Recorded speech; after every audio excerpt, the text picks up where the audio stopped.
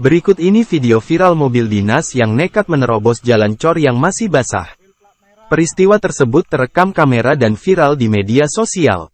Bahkan sejumlah akun anonim turut mengunggah video viral tersebut. Salah satunya akun Instagram @memomedsos pada Rabu, tanggal 9 Agustus tahun 2023. Dalam unggahan tersebut, nampak sebuah mobil dinas berwarna hitam menerobos jalur jalan yang baru saja dicor. Bahkan jalanan yang dicor itu dalam kondisi basah.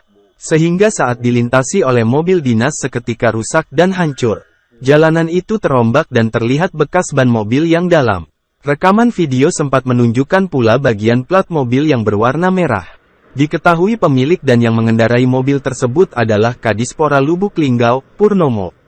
Lubuk Linggau adalah suatu kota setingkat kabupaten paling barat wilayah Provinsi Sumatera Selatan.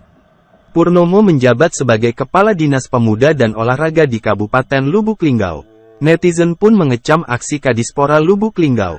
Berbagai komentar diberikan para netizen kepada Kadispora Lubuk Linggau atas aksinya nekat lewati jalan dicor. Purnomo dalam kesempatannya membeberkan kronologi dirinya saat menerobos jalan yang masih basah dicor.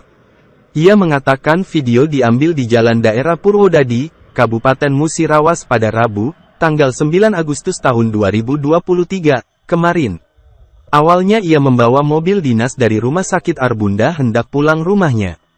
Purnomo berniat menyingkat waktu dengan lewat jalur alternatif.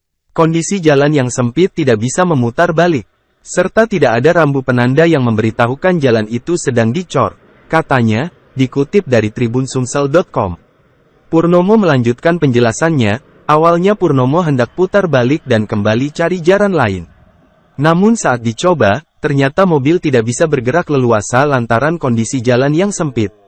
Kemudian dirinya bermusyawarah dengan para pekerja cor jalan untuk mencari solusi. Hingga akhir. Terima kasih sudah nonton. Jangan lupa like, subscribe, dan share ya.